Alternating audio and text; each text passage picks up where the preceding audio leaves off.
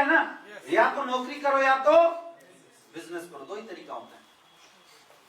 लेकिन इन दोनों तरीकों में अलग अलग चैलेंज होती है। इस दुनिया में पैसा कौन कमाता है? पहला क्राइटेरिया, अगर आप बहुत अच्छे पढ़े लिखे, आपकी एजुकेशन बहुत अच्छी, हाईली क्वालिफाइड है, तो आप अच्छा पैसा कमा सकते हैं। यस या नो? यस या नो? आप बहुत अच्छे डॉक्टर हैं, पैसा कमा सकते हैं मार्केट से। बहुत अच्छे आप लॉयर हैं, प्रैक्टिस करके पैसा बहुत अच्छा कमा सकते हैं। अपनी जरूरतें के अनुसार, अपनी चाहतों के अनुसार पैसा कमा सकते हैं, बहुत पैसा कमा सकते हैं। आप बहुत बड़े साइंटिस्ट बन गए, आप बहुत अच्छा पैसा कमा सकते हैं। आया ना? लेकिन एक बार सोच के देखिए कि क्या अब चाह के भी हम अपनी एजुकेशन लेवल को इंक्रीज करके फिर से डॉक्टर, इंजीनियर, लॉयर या बड़ा साइंटिस्ट बनने की कोशिश कर सकते हैं क्या? No. ये ऑप्शन हमारी और आपकी लाइफ में है क्या? No. सोचो एक बार। पहला ऑप्शन नहीं है हमारी लाइफ में। दूसरा ऑप्शन क्या है? अगर हम एक्स्ट्रा ऑर्डिनरी टैलेंट अगर हमारे अंदर ऊपर वाले ने बना के दे दिया तो दूसरा ऑप्शन क्या है? एक्स्ट्रा टैलेंटेड पीपल्स, जो एक्स्ट्रा ऑर्डिनरी लोग हैं, उनके लिए पैसा कमाना आसान होता है, क्योंकि आपके पास कुछ ऐसी अजीब क्वालिटी होती है। आपकी आवाज अगर बहुत अच्छी है तो पैसा कमा सकते हैं, हाँ या ना? प्लेटफॉर्म मिलेगा, पैसा कमा सकते हैं। सपोज दैट आप बहुत अच्छा डांस करते हैं तो पैसा कमाना आसान ही नहीं है। आप कुछ चमत्कार करना जानते हो, पैसा कमा सकते हो, नहीं कमा सकते हो? तो एक्स्ट्रा ऑर्डिनरी क्वालिटी वाले लोग के लिए यहाँ पे पैसा कमाना बहुत आसान होता है। लेकिन एक्स्ट्रा ऑर्डिनरी क्वालिटी ऊपर वाला किसी किसी को देता है, सबके अंदर नहीं देता। तो आप में से क्या ऐसे कोई लोग हैं जो एक्स्ट्रा ऑर्डिनरी क्वालिटी अपने अंदर रखे हुए? एक्स्ट्रा ऑर्डिनरी क्वालिटी मतलब जो नॉर्मल लोगों के अंदर ना हो, कुछ स्पेशल हो आपके अंदर। है क्या किसी के पास? है क्या? तो दूसरा ऑप्शन भी पैसा कमाने का हमारे लाइफ से निकल गया। पहला ऑप्शन एजुकेशन, दूसरा ऑप्शन एक्स्ट्रा ऑर्डिनरी क्वालिटी। तीसरा ऑप्शन, अगर हमारे बाप दादाओं ने करोड़ों अरबों रुपए कमा के रख दिए घर में, तो पैसे से पैसे कमाना बहुत आसान होता है। समझ में आ रहा है? तो पैसे से पैसे आप बहुत अच्छे तरीके से कमा सकते हैं कि 10 करोड़ रुपए लगाया, एक फैक्ट्री खोला और वहां से पैसे आ जाएंगे 10, 20, 50। दूसरा, बहुत अच्छी एजुकेशन जो अब संभव। और तीसरा, घर में पुराने पैसे होने चाहिए, बाप दादाओं के पास पैसे होने चाहिए, जो कि ये ऑप्शन भी अपने पास नहीं। तो फिर हम क्या कर सकते हैं? सोचिए, फिर हम क्या कर सकते हैं? याद रखिएगा, एजुकेशन के दम पे जो नौकरियां मिलती हैं, वो नौकरियां आज के दौर में वो नहीं मिल पा रही है जो वाकई आपकी क्वालिटी है, आपके लायक हो, नहीं मिल पा रही है। और अगर आपको समझना हो तो आप इस तरीके से समझ सकते हैं कि आज के रेट में अगर रेलवे की भी 4th ग्रेड की भी अगर नौकरियां आ रही है तो उसमें फॉर्म बीएड और एमटेक करने वाले लोग भर रहे, बीटेक करने वाले लोग। गैंगमैन की बहाली में अभी न्यूज में आ रहा था कि गैंगमैन की बहाली चल रही थी और उसमें जो सेलेक्ट हुए वो सारे बीएड किए हुए लड़के थे, मतलब पढ़े लिखे लड़के थे, और बीटेक किए हुए लड़के थे। हिंदुस्तान में इतनी ज्यादा पॉपुलेशन बढ़ी हुई है कि रोजगार मिलना बिल्कुल आसान नहीं है। और ये वजह है कि हिंदुस्तान का 70 to 80% पॉपुलेशन विदाउट क्वालिटी पैसा, मतलब विदाउट अपनी क्वालिटी के अकॉर्डिंगली पैसा नहीं कमा पा रहा है। मतलब जितनी उसकी क्वालिटी उतनी तनख्वाह उसको नहीं मिलती। क्यों? क्योंकि मार्केट में नौकरी को लेके बहुत ज्यादा कंपटीशन है। आपको क्या लगता है नौकरी लेना इतना आसान है? लगभग 1 करोड़ से ज्यादा स्टूडेंट हर साल ग्रेजुएट होके आ रहे हैं अलग अलग जगह से। बीटेक ग्रेजुएट हो चाहे एमबीबीएस ग्रेजुएट हो, कोई ना कोई डिग्री लेके 1 करोड़ से ज्यादा स्टूडेंट हर साल मार्केट में आ रहे हैं। यस या नो? जो डिग्री लेके आ रहा है, चलो 20% हम मान के चलते हैं जो अच्छे पढ़ाई नहीं किए हो, लेकिन फिर भी 80% लोग तो अच्छे पढ़े लिखे हैं या नहीं? और गवर्नमेंट सेक्टर, प्राइवेट सेक्टर दोनों को मिला के देखा जाए तो केवल 27% की एम्प्लॉयमेंट है। कितना? 27%। 2-3% और बढ़ा दो, लगभग 30 लाख से ज्यादा रोजगार हर साल लोगों के लिए। ग्रेजुएट होके आप कितने रहे हैं? 1 करोड़। रोजगार कितनों के लिए है? 30 लाख। तो हर साल 70 लाख 60 लाख स्टूडेंट बेरोजगार हो रहे हैं, पिछले वालों को छोड़ दो।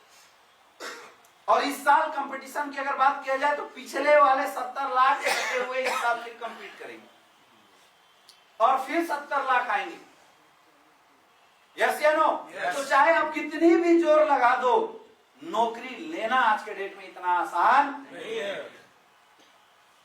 इसमें बहुत ज्यादा छंटने के चांसेस होते हैं। कई लोग बोलते हैं ना यार बिजनेस नहीं करूंगा, मैं तो नौकरी कर लेता हूं, लेकिन एक्चुअल कंडीशन जो है समझो। फिर हम सरकार को दोष लगाते हैं कि सरकार रोजगार नहीं दे रही है। यार सरकार रोजगार देगी कहां से? आज जितनी भी डेवलप कंट्री है, चाहे आप अमेरिका की बात कीजिए, जापान की बात कीजिए, चाइना की बात कीजिए, यहां रोजगार नहीं है, स्वरोजगार है। क्या है? स्वरोजगार है, रोजगार नहीं है। लोग अपने अपने तरीके से कुछ ना कुछ अपनी स्टार्टअप करके ज्यादा लोग पैसा कमा रहे, इसलिए वो कंट्रियां डेवलप है। लेकिन हिंदुस्तान में हल्ला किस बात पे हो रहा है? नौकरी पे, रोजगार पे। रोजगार का ऑप्शन कहां है आप बताइए ना। हर साल 70 लाख छट रहे, फिर पिछले साल के 70 लाख। क्या कभी दुनिया की कोई भी सरकार आप बना दीजिए हिंदुस्तान में, क्या रोजगार मिल सकता है? क्या नहीं मिल सकता। तो फिर अगर हम सोच रहे हैं कि मैं नौकरी लेके सोच सेटिस्फाइड हो जाऊंगा या मुझे मेरी कैटेगरी की नौकरी मिल जाएगी, भाई साहब ऐसा नहीं है। आप जितनी भी एमएनसी कंपनियों की बात कर रहे हो, जो मल्टीनेशनल कंपनियां हैं, चाहे जिंदल इंडस्ट्री हो, टाटा स्टील हो, रिलायंस इंडस्ट्री हो, आज हर इंडस्ट्री के टॉप क्लास के जो सैलरी होल्डर हैं, हर साल उनकी डिक्रीमेंट हो रही है। या तो उनको नौकरी से बाहर एक्सपेल कर दिया जा रहा है, या तो उनको डिक्रीज कर दिया जा रहा है उनकी सैलरी को। समझ में आ रहा है? हम ये सोचते हैं कि आज नौकरी में 20,000 से हुए हैं, 4 साल बाद इंक्रीज होगा 40, 5 साल बाद फिर इंक्रीज होगा 60, 6 साल बाद फिर इंक्रीज होगा 1 लाख, फिर 1 साल बाद 2 लाख। ये सपने देखना छोड़ दो, अब नहीं होगा, हो ही नहीं रहा एक्चुअल में। क्योंकि ये डाटा बता रहा है कि हर साल टॉप सैलरी होल्डर या तो डिक्रीमेंट की तरफ जा रहे हैं या तो एक्सपेल कर दिए जा रहे हैं, कोई ना कोई रीजन लगा के। ये हालत है नौकरी। क्योंकि जितने में 2 लाख देके वो आपको रखेगा, उतने में 50-50 हजार के 4 इंप्लॉय रखेगा। बताओ एक ज्यादा प्रॉफिट देगा या 4? मरे जा रहे हैं लोग नौकरी के लिए। आपसे ज्यादा क्वालिटी वाले पीछे से कंपीट करके आपके बगल में आएगा, कोई ना कोई आपके ऊपर उंगली उठाएगा, अंकुश लगाएगा और आपको एक्सपेल कर देगा।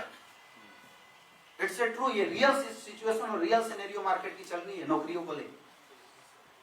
तो हम अगर गलतफहमी में, हम अगर ये सोच रहे हैं कि मैं मेहनत कर लूंगा, पढ़ाई कर लूंगा और एक अच्छी सी नौकरी लेकर अपनी जिंदगी चला सकता हूं, भाई साहब याद रखना, आपको मिलने वाली नौकरी एक्चुअल आपकी नौकरी नहीं है।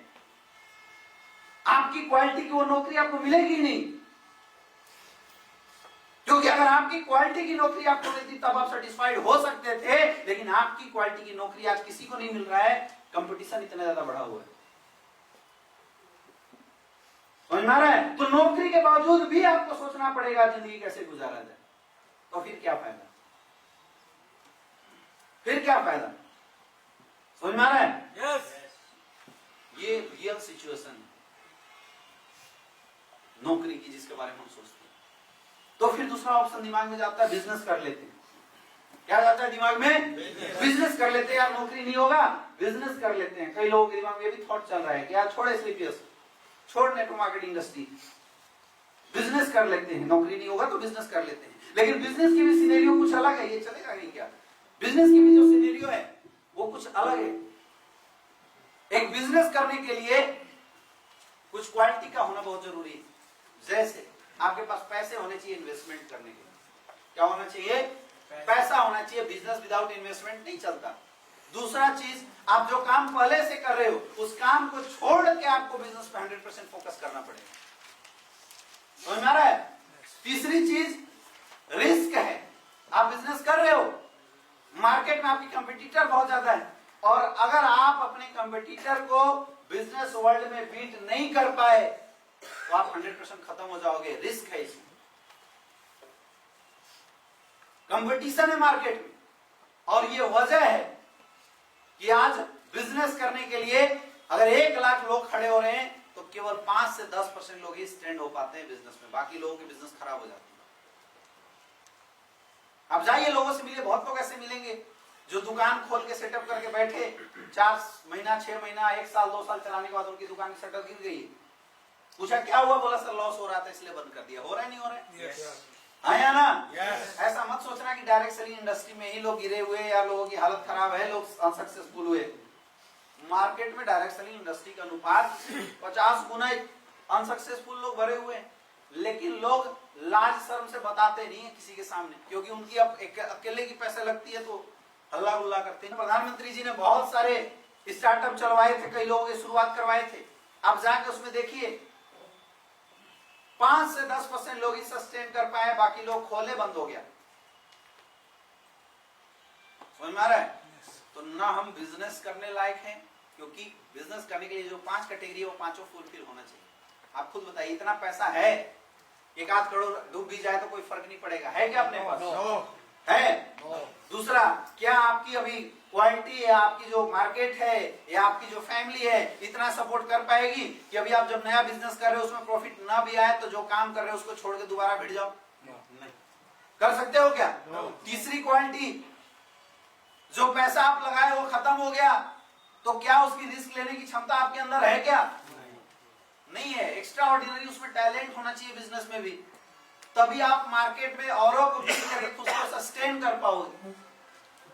समझ में आ रहा है? yes. तो ना हमारे अंदर जॉब वाली क्वालिटी है जिससे मुझे मेरे क्वालिटी की नौकरी मिल जाए, और extra ordinary, super extra ordinary quality जिसको बोलते हैं, और ना ही बिजनेस वाली कैटेगरी को हम फुलफिल कर पा रहे हैं। तो करें तो करें क्या? ये प्रश्न आप सबको अपने आप से पूछना चाहिए, क्यों फिर हम अपनी जिंदगी में क्या करें यार? क्या कर सकते हैं इस कैटेगरी के लोग? क्या कर सकते हैं? क्या कर सकते हैं? नहीं, डायरेक्ट सेलिंग में तो डाउट आता है ना, इसलिए तो हम वही बात तो कर रहे हैं। हम अभी भी सोचने में लगे हुए हैं, पता नहीं बिजनेस को कैरियर के रूप में करूं ना करूं, इसको पकड़ू ना पकड़ू। तो सोच के देखो कि हम किस कैटेगरी में हैं और हम क्या कर सकते हैं। तो क्या करना चाहिए? कुछ प्रश्न है जो आप पूछिए। तो क्या ऐसे लोगों को अपनी जिंदगी के साथ समझौता कर लेना चाहिए कि भाई जो चल रहा है उसी को करते रहो? आप कर सकते हो समझौता? एक क्वेश्चन अपने आप से पूछो, आप समझौता कर सकते हो क्या?